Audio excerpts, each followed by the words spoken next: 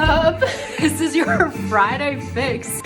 Okay, so this is promo. Hey Google, stop. Okay, there you go. But I'm gonna do, okay, maybe I could put that lower actually, but this is a show I'll be doing every Friday, just kind of like music I like. This artist is just called POMO. There you go. And just life update, news, things I found that I liked, aka products, but could be anything. Like this, I found a weighted blanket. I was like, holy ish, what have I been missing my whole life? So I got this at I guess at TJ Maxx, but highly recommend. What else was I gonna say? Just so many things. Also got this plant. Okay, now my plant collection's almost complete. This is like a fern, so I guess this is your thing of the plant of the week. But I've been gardening like mad since this weekend, and yeah, I actually have like most everything in the ground that's left alive. So I probably wasted like 50, 60 bucks because so many of these other plants died. But yeah, I mean, oh, here we go with weekend morning hole digging. I love this hoe, y'all. I love this garden hoe, that is. And it's made gardening a lot easier, just planting things. It's like a 2-prong weeding hoe from Home Depot. So these transplanted vegetables perked up nicely after being put into the ground with adequate water. There's some broccoli. There's other types of broccoli as well. That's Brussels sprouts. And I believe this one is an heirloom variety rapini, which is more like a broccolini. Beet, ooh, so luscious, the color. Bull's blood beet. Another type of beet, I put those. So I have one tomato plant in each of these planters. Not sure if they should be more in ground. I gotta research it a little bit. Kohlrabi, I've never had that. I'll be so excited if they fully form. I think they're probably a little bit closely spaced, but it's my herb section. Then you've got kind of these like root vegetables and eggplants, so yeah.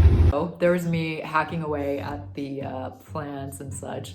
I'm gonna put a layer of topsoil on top too. So that's my little plant update. And here's a glimpse of my living room. Hopefully we'll have a full houseplant tour by this month. So, what else are we gonna discuss? What else has happened this week? What's with this, like, Elon Musk wants to be an influencer? I mean, first, he's already kind of one. Second, yeah, hell yeah, why not? And on that note, like, Tesla saved my life. I was like in one lane. I was so tired that I didn't see like the driver on my left-hand side, but it was like, there was a driver there and it like put me back into this lane, and I literally like flew up a little bit for a split second. It was directly in my blind spot. And so if that didn't autocorrect, I think it's this function. So this is a feature that saved my life, not this one, but this blind collision warning. So that looks all peaceful in this little animated segment, but it was like, boom, immediately like put you in your lane a few feet. So thank you, Tess. You're my number one big now, because otherwise it'd be like crashing. Plus, they changed their interface. This was, I feel like, a month ago that they changed it to kind of like this really cute little bubbly and like animated version of the car. This is actually dynamic and not static, with a little charging green streak moving up and down. Here's an image of what I mean. It's all animated, like cartoon-like, whereas this is more like a 3D rendering. This is what it used to be without that animated charging. And here's a bonus Joyride song of the week, which is by Looney, called Some Kind of Love.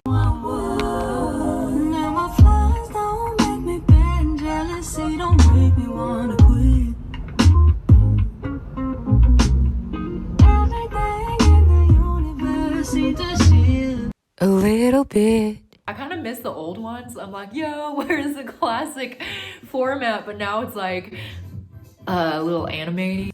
Hopefully I discover some Easter eggs. I guess the practical tip there is just, yeah, if you don't have the phone app on at all times, like in the background or just in the foreground of your phone apps, it'll just basically be like Bluetooth disconnected and you have to unconnect and disconnect. So I always have that on. Market news. What's with this Evergrande? So this story has been running since a few months ago. Evergrande is a huge Chinese property developer. On their loans, they've been defaulting, and the kind of down trend of the ARK Invest stocks, which is a fund for disruptive tech, particularly in software, I'd say. They made a large splash last year with great returns in these COVID-centric stocks led by Cathie Wood. They also have a few ETFs that you can invest in. I'm still deciding. I'm actually in my head today. I was like, okay, I'm down like 4K on the ARK Invest stocks that I incidentally picked because of I projected that it'll still grow because remote work is here to stay. Now I think I'll just hold.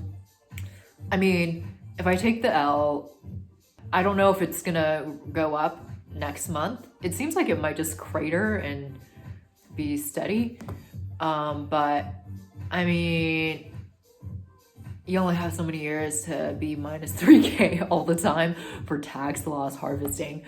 And I'm thinking it's just not a big deal. Like if you have other stuff coming in, and part of me is like, no, I need to make it like look good. So you just put some other plays. I've been like neglecting it a little bit since I've gotten sick. Before it was like, yeah, let's do this.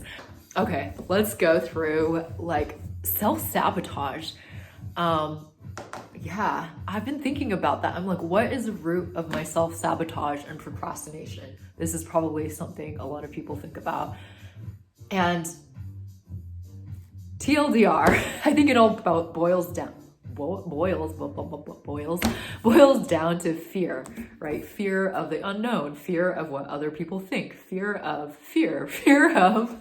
dying, fear of looking, I mean, we already said that appearances, but not just appearances, how you'll feel towards yourself, fear of disappointing yourself, being perfectionist. But to kind of put the different fears down to avenues and to get some framework for like how to go approach it, here's a few things that I recently thought of. So first kind of root for me is indecision. And kind of to cure indecision, I was reading this TED Talk, or I was watching while I was gardening and cleaning. This is why I love calls, is because I can clean and exercise or take a walk during them. I've like gained 10 pounds texting because people only find it acceptable to text these days. So, I mean, there's other things. I guess I could have like exercised more, but I was just like, other things I want to do. Like make this video. The TED Talk for life design by this guy. You can check out the link there. He was like, you know, you can just do 3 choices. Something about threes, the power of threes, which I agree with, because 2 is too binary. And if your brain craves creativity and or variety. And my phone stopped recording because its storage was full. So here's the relevant TED Talk bit that I was discussing. I really love this slide. I think it's a bit more unique than a lot of the more cliche slide decks or just ideas, and it makes it a scientific process almost, as well as like kind of like a startup business of your life. So that's my book or author of the week. So thank you, Bill Burnett, for the great ideas and awesomeness. And I'll be reading this Designing Your Life book by him and Dave Evans. During Black Friday, instead of getting products this year, because I'm like, I already got everything I need. I was like getting educational things like Udemy courses on commercial real estate or just real estate investing, and this enrolled agent course from Climb. So when you're an enrolled agent, you can represent clients to the IRS. And my mom has a CPA business. She's been running for 30, almost 40 years now. So obviously that's a lot of accumulated knowledge and experience. So it'd be nice to pass down. She was like, I don't want to broker it. It's kind of like my baby. I'm either just going to shut my doors and maybe tell some clients to go to some other CPAs. But yeah, that's that. And I was like, oh, it's kind of a waste to kind of let it go down the drain. Like if you can do a fam biz. And I'm actually really interested in personal finance. So I was like, you know what? At this point in my life, 10 years ago, I'd be like, ew, accounting is boring. Now I'm like, yo, I gotta see everyone's finance. But honestly, I do want to help you. Done this for the last few years, helping her out. And they're, highest bracket trading, so businesses and like different types of investing and yeah, hotels have done this or that. And yeah, I find it all really interesting. I have a reminder to sell these 2 stocks that I should have sold, but just popping up on my reminder, which I should have paid more attention to. But I will next year. I think I'm gonna make it a thing. I may not full on day trade, but I think, hey, content creators have the future in my opinion. And if you're not doing it, then yeah, you might be at a loss. I used to be afraid of social media. I finally only posted a little bit, but I've accumulated a lot of these videos. As long as I keep posting them and the quality isn't bad because I'm not that boring AF, then it actually accumulates if it's informative or even vaguely entertaining. So I'm just gonna go with it. And you know what? I'm just gonna use my iPhone. I feel so much more natural just like using this. I think that's actually a key to my procrastination and self-sabotage was like, I need that camera to do well. And it's like, yo, nobody even watches you right now. Who even cares if the camera is a camera or not? Like, so in the beginning, it's just like put something out every day until some algorithm picks you up, or just like, I was like, it's cool to have a little capsule of what I was thinking. And yeah, it's kind of weirdly public, but as if I don't even tell randos my whole life story all the time. So that doesn't matter. So as aforementioned, my phone storage was full, so this was cut off prematurely. Hopefully next time it'll be a little bit more organized, or it could just be fun and free-flowy / random kind of lifestyle and news update on Fridays, or at least by the weekend if I'm really hosed. So with that, thanks and catch you next time.